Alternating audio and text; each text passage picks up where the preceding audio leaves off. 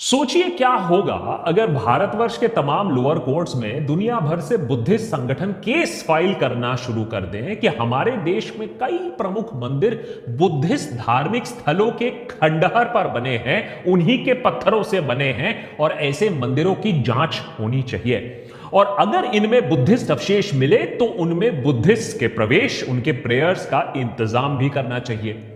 ऐसे पिटिशन को court 2 minute में बाहर फेंक देगी कोर्ट रूम कर, फाइन भी लगाएगी और प्लेसेस ऑफ वर्शिप एक्ट का हवाला देगी कि 1947 के बाद हमारे देश में किसी भी धार्मिक स्थल का कैरेक्टर आप किसी भी रूप में बदल नहीं सकते हो। और अगर कोर्ट ने ऐसे पिटिशन को मंजूरी दे दी, हिंदू मंदिरों का सर्वे करवाने का परमिशन दे दिया, तो देश में बवाल मच जाएगा। हिंदू अपने आप को अपमानित महसूस करेंगे। आपका तो पता नहीं, लेकिन मेरी आस्था को ठेस जरूर पहुंचेगी, क्योंकि ऐसी पुरानी प्राचीन डिस्प्यूटेड बातों को आज के डेट में उठाने का फायदा क्या है 21वीं सदी में? इससे पॉलिटिशियन छोड़कर किसे बेनिफिट मिलने वाला है? लेकिन एक हिस्ट्री स्टूडेंट होने के नाते मुझे इस बात का भी संज्ञान है कि मौर्यन साम्राज्य के गिरने के बाद बुद्धिस्ट पर भीषण हमला हुआ था हमारे देश में। उन्हें बेरहमी से मार डाला गया था। बुद्धिज्म जो तेजी से उसके पहले फैला था, उसे पीछे ढकेला गया बाय फोर्स। याद रहे, प्राचीन भारत में धर्म एक सिर्फ निजी मामला नहीं था, एक पॉलिटिकल टूल था, एक स्टेट पॉलिसी हुआ करता था। ब्राह्मण्स और बुद्धिस्ट के बीच में जो टसल है वो एक हिस्टोरिक रियलिटी है। और अगर ऐसा पिटिशन कभी भी किसी भी कोर्ट में आया तो उसके साथ रिसर्च पेपर्स, हिस्टोरिकल अकाउंट्स भी सबमिट किए जाएंगे। जैसे चाइनीज पिलग्रिम फाशियान जो भारत में 5वीं सदी में आए थे, या ट्रैवलर शुआनजेंग जिन्होंने इंडिया के बारे में 631 और 645 एडी के बीच में लिखा था। इन सब ने लिखा था अपने अकाउंट्स में कि कैसे पटना, विदिशा, अहमदपुर, सांची, कौशाम्बी, मथुरा में बुद्धिस्ट स्तूपास, मोनेस्ट्रीज का नाश किया गया था। कैसे गांधार में 1000 संग्रामास का नाश करके उन्हें खंडहर बना दिया गया था। हम इन सारी चीजों पर डिबेट जरूर कर सकते हैं कि कितने बुद्धिस्ट मारे गए थे, कहां मारे गए थे, present day Pakistan, present day India, किसने मारा, बुद्धिज्म का पलायन भारतवर्ष से कब हुआ, कैसे हुआ। लेकिन मोटा मोटा हम प्राचीन भारत में हुए वायलेंस, ब्लडशेड, तोड़फोड़ को भुलाने के लिए तैयार हैं। अगर हम मॉडर्न इंडियन हिस्ट्री की तरफ थोड़ा आए तो वहां भी 200 साल के अंग्रेजी हुकूमत को हम माफ कर चुके हैं। वही हुकूमत जिसने हमारे देश को कंगाल, नंगा और बटा हुआ छोड़ा 1947 में। आज हम खुशी खुशी लंदन जाकर पैसा देखकर वहां अपना ही कोहिनूर हीरा देखते हैं पैसे देकर। लेकिन किसी कारण हेतु मध्यकालीन भारत में हुए गलतियां, वहां हुई बर्बरता को हम भुला नहीं पाते हैं, क्योंकि बाबर और औरंगजेब ने जो किया उसे बतलाना, उसे दोहराना जरूरी है हमारे नेताओं को अपनी असफलता छुपाने के लिए। मध्यकालीन भारत में किए गए गलतियों से पॉलिटिकल बेनिफिट 21st सेंचुरी में कैसे निचोड़ा जा सकता है, यह हमें पिछले कुछ दिनों में फिर से दिखा। इसीलिए देखिए उत्तर प्रदेश के संभल में कितनी मेहनत चल रही है। लोगों की जानें जा रही हैं, इंटरनेट कट हो रहा है, लोगों की एंट्री एग्जिट पर पाबंदी लग रही है, स्कूल बंद, ऑफिस बंद, धंधा बंद, जिंदगी बंद। क्योंकि बाबर ने क्या किया था उसका पता लगाना जरूरी है, उसका प्रतिशोध लेना जरूरी है। आज वैसे में भी सरकार के पास और बाकी काम क्या रह गया है? सब कुछ तो ठीक ही चल रहा है अमृतकाल में। तो चलो बाबर के बारे में बात करते हैं। पेट्रोल डीजल के दाम तो वैसे में भी पानी से सस्ते हो गए हैं, डॉलर 40 के आसपास आ ही चुका है। एफडीआई के लिए एमएनसी की लंबी लाइन निर्मला ताई के ऑफिस के सामने खड़ी रहती है। चाइना हमारे एक्सपोर्ट्स के बिना ध्वस्त हो जाएगी। देश में 0.56% अनएम्प्लॉयमेंट रह गया है। पर कैपिटा इनकम तो यूएस से ज्यादा हो चुका है। इन्फ्लेशन क्या होती है लोगों को अब याद नहीं है। दूध की तो नदियां बहती हैं हमारे देश में। और देश के में एक नॉन बायोलॉजिकल लीडर है। अब बस ये कमबख्त बाबर का बदला ले ले तो पॉइंट पूरा देश एकदम फिर सोने की चिड़िया बन चुकी होगी। और आज के इस एपिसोड को अगर आप गौर से देखें तो उन लोगों के लिए भी एक जोर का तमाचा है जो कहते हैं कि हमारा जस्टिस सिस्टम बिल्कुल बेकार है, काम नहीं करता है, चलता ही नहीं है। संभल केस में साबित कर दिया है कि सारे आंकड़े जो आपको दिए गए हैं, ये लेफ्टिस्ट पेप्टिस्ट जो देते हैं वो गलत है, कि सुप्रीम कोर्ट में 70,000 केस पेंडिंग नहीं है, हाई कोर्ट में 6 मिलियन केसेस पेंडिंग नहीं है, लोअर कोर्ट में 40 मिलियन केसेस पेंडिंग नहीं है। 20-30 साल का टाइम नहीं लगता है एक आम इंसान को अपनी केस की सुनवाई कराने के लिए, क्योंकि जब आप बाबर का नाम ले लोगे तो इतनी तेजी से एक्शन होता है कि Guinness book of world records भी आश्चर्यचकित रह जाता है। संभल में मौतें हुई क्यों? वहां का ये जो शाही जामा मस्जिद है, इसका माजरा क्या है? प्लेसेस ऑफ वर्शिप एक्ट है क्या? क्यों भारत फिर से दशकों के लिए हिंसा में फिर से जा सकता है? जस्टिस चंद्रचूड़ का इसमें इतनी बड़ी भूमिका के बारे में लोग क्यों बात कर रहे हैं इस स्टोरी में, और ये किस टाइप ऑफ नेता हैं जो ये टूल किट का इस्तेमाल कर रहे हैं, लोगों को भड़का रहे हैं, ये सब समझेंगे आज के एपिसोड में। लेकिन पहले आपको कोर्ट की क्रोनोलॉजी समझनी होगी, वाकई ही काबिले तारीफ है। 19 नवंबर के दोपहर यूपी के संभल में सिविल जज सीनियर डिवीजन आदित्य सिंह के कोर्ट में एक पिटीशन दाखिल होती है। पिटीशन में यह दावा किया जाता है कि चंदौसी में जो जामा मस्जिद है उसे एक मंदिर को तोड़कर बनाया गया है 1526 में, 500 साल पहले। मामले की अर्जेंसी को देखकर कुछ ही घंटों में सुनवाई करने के बाद एक एडवोकेट कमिश्नर को अपॉइंट कर दिया जाता है और मस्जिद के इनिशियल सर्वे के लिए आदेश दे दिए जाते हैं। मजे की बात यह है कि 500 साल पुराना मैटर इतना अर्जेंट बन जाता है कि दूसरे पक्ष को ठीक से सुना भी नहीं जाता है। कोर्ट यह आदेश दे देता है कि नवंबर 29 तक पूरी सर्वे रिपोर्ट पेश की जाए कोर्ट के सामने। और तो और कोर्ट के ऑर्डर आने के दिन में ही पहला सर्वे भी हो जाता है मस्जिद का। इतनी तीव्रता अगर सरकार, प्रशासन, कोर्ट्स अगर रोजमर्रा के केसेस में दिखा देती तो हम कब के विश्व गुरु बन चुके होते। लेकिन फिर आपका ध्यान भटकाने के लिए, आपको खतरे में डालने के लिए कुछ बाकी नहीं रहता। इसीलिए समय समय पर पुराने जख्मों को खुरेदा जाएगा, धार्मिक भावनाओं के साथ खेला जाएगा, आपका इस्तेमाल किया जाएगा, आपका ध्यान बटाया जाएगा। और जनता जब बाबर, औरंगजेब से बदला लेने में बिजी रहेगी तब कहां की अच्छी जिंदगी, अच्छी नौकरी, पक्का मकान, साफ पानी, साफ हवा, जेब में 5 रुपए की फिक्र कहां होगी जब 500 साल पहले का बदला आपको लेना होगा। जिसके चलते अब 5 लोगों की संभल में मौत भी हो चुकी है और नेतागण अभी बहुत खुश हैं। जब दूसरी बार सर्वे टीम पहुंची मस्जिद पे और भी सर्वे करने के लिए, तब वहां के लोग भड़क कर पुलिस पर पथराव करते हैं। जवाबी कार्रवाई भी होती है और 5 लोगों की वहां जान भी जाती है। पुलिस कहती है कि उन्हें भी इंजरीज लगी हैं। एक प्लान्ड ये असॉल्ट था पुलिस के ऊपर। पुलिस के ऊपर भी बर्बरता का इल्जाम लगा है, जबकि पुलिस का कहना है कि वहां भीड़ को पॉलिटिकल क्लास भड़का रही है। समाजवादी पार्टी चीफ अखिलेश यादव ने कहा है कि प्रशासन ने यूपी में हुए इलेक्टोरल मैल प्रैक्टिस को छुपाने के लिए यहां हिंसा भड़काई। बीजेपी का उल्टा कहना है कि इंडिया अलायंस के खराब परफॉर्मेंस के बाद यहां रोना धोना ये कर रहे हैं। लेकिन ये मौतें हुई क्यों? क्या यह वायलेंस अवॉइडेबल था? क्या ऐसी वारदातें और भी अब हमारे देश में हमें दिखने को मिलेंगी आने वाले दिनों में? कौन सा जिन है जो हमारे देश में अब बाहर निकल चुका है? यह समझना जरूरी है। यह स्टोरी सिर्फ एक शहर, एक मस्जिद की नहीं है। जिस जामा मस्जिद का सर्वे संभल के सिविल जज ने करवाने का निर्देश दिया, वो जामा मस्जिद एक प्रोटेक्टेड मॉन्यूमेंट की श्रेणी में आता है। उसका नोटिफिकेशन दिसंबर 22, 1920 में हुआ था, 100 साल से भी ज्यादा पहले, under section 3 subsection 3 of the ancient monument preservation act 1904। ASI ने इस जामा मस्जिद को protected monument of national importance घोषित किया हुआ है। एएसआई के वेबसाइट में आप इसे देख भी सकते हो under Agra circle Moradabad division. और ये list of centrally protected monuments के अंदर भी आता है। तो ये कोई छोटा कोई ढांचा नहीं है, ये एक एस्टैब्लिश्ड मॉस्क है। लेकिन संभल कोर्ट में 8 पिटिशनर्स ने एक केस फाइल किया। इनमें से एक का नाम हरिशंकर जैन है, शायद आप इन्हें पहचान पाओ। ये वही लॉयर हैं जिन्होंने ज्ञानवापी मॉस्क, काशी विश्वनाथ मंदिर डिस्प्यूट केस में भी फाइल किया था केस कोर्ट में।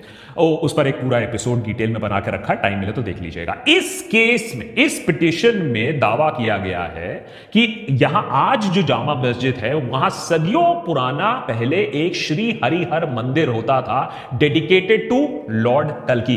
पिटिशन का दावा है कि हिंदू शास्त्रों में लिखा हुआ है कि संभल में श्री हरिहर मंदिर खुद लॉर्ड विश्वकर्मा ने बनाया था ब्रह्मांड के स्थापना के शुरुआत में। पिटिशन का दावा है कि 1527-1528 में Hindu Beg lieutenant of Babar's army ने इस मंदिर को तोड़ा और इसे मॉस्क बना दिया। लिहाजा कोर्ट से गुजारिश है कि क्योंकि यह मॉन्यूमेंट एएसआई के अंडर आता है, इसे पब्लिक के लिए खोल दिया जाए, पब्लिक को आने की अनुमति दे दी जाए।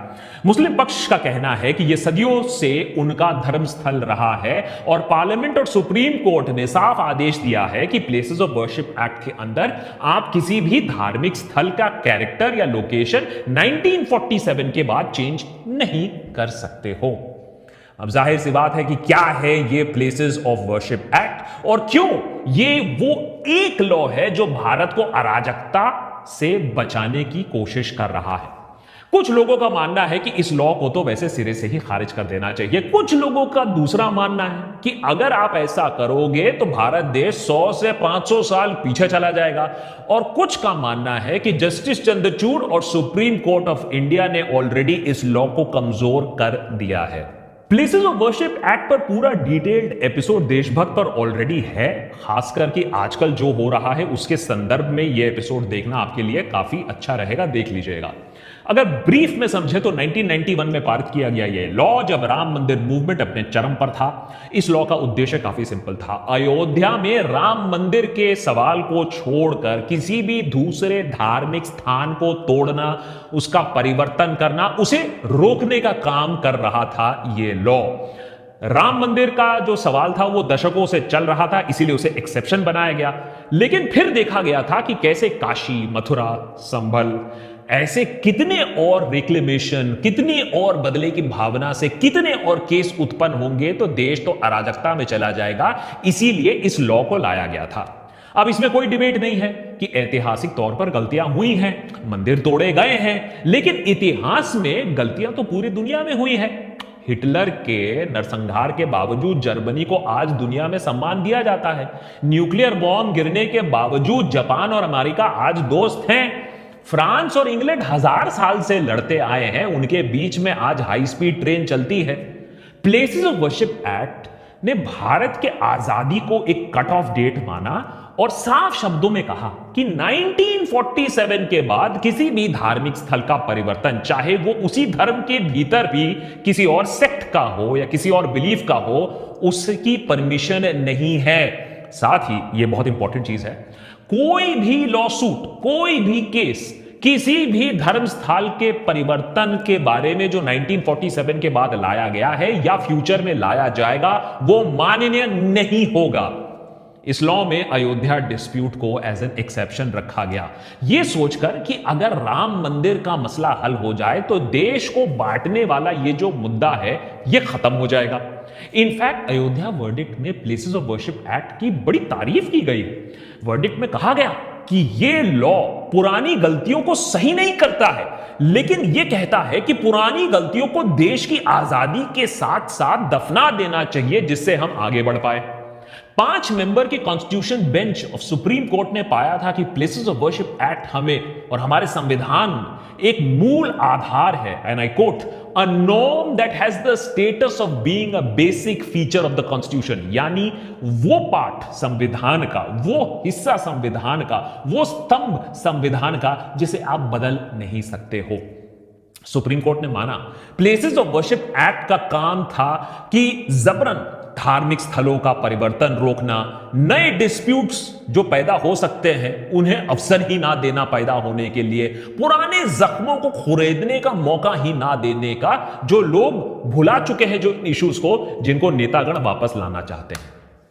लेकिन देखिए कितने दुख की बात है कि कुछ ही सालों के अंदर उसी सुप्रीम कोर्ट ने फिर से, उन पर आरोप है कि उसी लॉ को कमजोर करने की अनुमति उसी सुप्रीम कोर्ट ने दी, और इसमें जस्टिस चंद्रचूड़ की लेगेसी होगी कि इसमें उन्होंने अहम भूमिका निभाई। आज के डेट में संभल में जो सर्वे के बाद वायलेंस हुआ, मौतें हुई, उसकी नींव रखी गई थी अगस्त 2023 में, जब जस्टिस चंद्रचूड़ द्वारा हेड की गई एक सुप्रीम कोर्ट की बेंच ने ज्ञानवापी मॉस्क का नॉन इन्वेसिव सर्वे अलाउ कर दिया, जिससे पता लगाया जा सके कि मस्जिद के नीचे मंदिर था या नहीं। उस समय उस कंट्रोवर्शियल ऑर्डर को देते हुए जस्टिस चंद्रचूड़ ने मुस्लिम पक्ष के कुछ अहम सवालों का जवाब नहीं दिया था। सवाल नंबर 1, इस सर्वे से आप साबित क्या करने की कोशिश कर रहे हो? 500 साल पुरानी गलती। सवाल नंबर 2, क्या यह सर्वे अपने आप में पार्लियामेंट ऑफ इंडिया में पारित की गई प्लेसेस ऑफ वर्शिप एक्ट का उल्लंघन नहीं है, जो इसी के लिए बनाया गया था, इसी को रोकने के लिए बनाया गया था? जस्टिस चंद्रचूड़ का लॉजिक था नॉन इन्वेसिव सर्वे है। अरे लेजर का इस्तेमाल करेंगे, रडार का इस्तेमाल करेंगे, कोई ईंट पत्थर नहीं तोड़ेंगे, धार्मिक स्थल को कोई क्षति नहीं पहुंचाएंगे। हिंदी में बोले तो किसी ने आपके घर में 10 हथौड़े लेकर लोगों को भेज दिया, लेकिन तोड़ने के लिए नहीं भेजा है, वो तो देखने के लिए भेजा है कि दीवारें कितनी मजबूत है, वो जांच करने के लिए वो ऐसे थोड़ा नॉक करके पता लगाएंगे। वैसे नॉन इन्वेसिव सर्वे का नतीजा यह बताता है कि यहां एक्चुअली एक मंदिर 500 साल पहले होता था। सवाल यह है कि अब क्या करोगे? पता तो लगा लिया, मस्जिद तो गिरा नहीं सकते हो, क्योंकि उसके लिए प्लेसेस ऑफ वर्शिप एक्ट 1991 को गिराना पड़ेगा। अब बहुत सारे लोग ये मानते हैं कि इस एक्ट को गिरा देना चाहिए, सिरे से खारिज कर देना चाहिए, और अगर सरकार चाहे तो ये काम कर भी सकती है। सरकार तो कुछ भी है, एनीथिंग इज पॉसिबल, लेकिन सरकार करेगी नहीं ऐसा काम, क्योंकि कहीं ना कहीं सरकार को भी मालूम है ऐसा करने से एक पैंडोरास बॉक्स खुल जाएगा, 1000 ऐसे नए केसेस सामने आ जाएंगे। सरकार को बस फिर यही काम करना पड़ेगा, लोगों की मांगे कभी खत्म नहीं होंगी। नेतागण भी शातिर हैं, लॉ नहीं बदलो, ना ही उसे इस तरफ या उस तरफ जाने दो, धीमी आंच पर मामले को सुलगने दो, जब जरूरत पड़े एक संभल को निकाल दो। अरे जज नॉन इन्वेसिव सर्वे का ऑर्डर दे देगा, लोग भड़केंगे, पुलिस और प्रशासन और इनके बीच में पथराव होगी, लोगों के बीच में कुछ लोग मारे जाएंगे, फिर पार्टी बोलेगी देखा हम खतरे में हैं, और पोलराइजेशन होगा, और लोगों में डर होगा, और लोगों में शक पैदा होगा, और भारी इलेक्शन में फिर से जीत होगी। मुद्दों पर बात नहीं होगी, बाबर और औरंगजेब पर बात होगी। यह फॉर्मूला अब हमारे देश में परफेक्ट हो चुकी है, और विवादित ढांचों की कमी तो है नहीं हमारे यहां। प्रधानमंत्री या सुप्रीम कोर्ट के चीफ जस्टिस चाहे तो 1 घंटे में यह सारा मामला निपट सकता है। एक मौत नहीं होगी, एक इंस्टेंस ऑफ वायलेंस नहीं होगी, लोगों की जान बचेगी, देश में शांति बहाल होगी, इकोनॉमी फिर से पटरी पर भी शायद आ जाए। सिंपल 2 लाइन का स्टेटमेंट इशू करना है, चाहे प्रधानमंत्री हो, होम मिनिस्टर हो, चीफ जस्टिस हो। Places of worship act 1991 letter and spirit में फॉलो किया जाएगा, no if no but, no non invasive survey. लेकिन ऐसा करना पॉलिटिकली सुइसाइड माना जाता है। हां, यह बात है कि चीफ जस्टिस ऑफ इंडिया, नए चीफ जस्टिस खन्ना साहब इस मामले में एक स्टेप ले सकते हैं कि किसी भी invasive, non invasive, semi invasive survey को इलीगल घोषित कर दे, जिससे जो चीनी बोतल से बाहर निकली है वो कुछ हद तक फिर से बोतल में वापस चले जाए। सवाल यह है कि वो ऐसा करेंगे या नहीं। अगर कोर्ट ने क्लियर डिसीजन नहीं लिया, अगर मीडिया ने सच नहीं दिखाया, अगर विपक्ष ने लोगों को पॉलिटिक्स नहीं समझाया, तो आगे चलकर यह मुद्दा और भी गरमाने वाला है। नेतागण हर ऐतिहासिक गलती के लिए कोर्ट से केस दर्ज कर देंगे, माफी मांगेंगे, उसके बाद एक्शन होगा, उसके बाद लोग भड़केंगे, उसके बाद फिर से मारपीट होगी। अयोध्या के बाद मथुरा, मथुरा के बाद वृंदावन, उसके बाद अदीना मॉस्क, उसके बाद रुद्र महालय, उसके बाद शमसी मॉस्क, ये केस तो चलते ही रहेंगे। ये नया वाला जो फॉर्मूला है ये बुलडोजर जस्टिस की तरह काम कर रहा है, और वो भी कोर्ट्स के परमिशन के साथ, अनुमति के साथ, इनकरेजमेंट के साथ। तो कोर्ट्स को फैसला करना होगा, या तो जनता को समझना होगा कि कितने बार इस झांसे में वो आने वाले हैं, कितने बार पुराने मुद्दों को ऐसे टटोला जाएगा, कितने बार ये जो घाव हैं उन्हें खुरेदा जाएगा, कितने बार धर्म के नाम पर लोगों को उकसाया जाएगा। अपने धर्म पर गर्व रखो, बिल्कुल गर्व रखो, नए नए मंदिर बनाओ, घर में बनाओ, देश में बनाओ, दुनिया भर में बनाओ, ऐसा हो भी रहा है। लेकिन 500 साल पहले क्या हुआ उसे बार बार खुरेदना, वहीं अपनी मंदिर की मांग करना, धर्म के नाम पर पॉलिटिक्स की रोटियां सिकते हुए देख रहे हो लेकिन समझ नहीं रहे हो। ये तब हो रहा है जब देश के युवाओं को इतनी सारी चुनौतियों का सामना करना पड़ रहा है।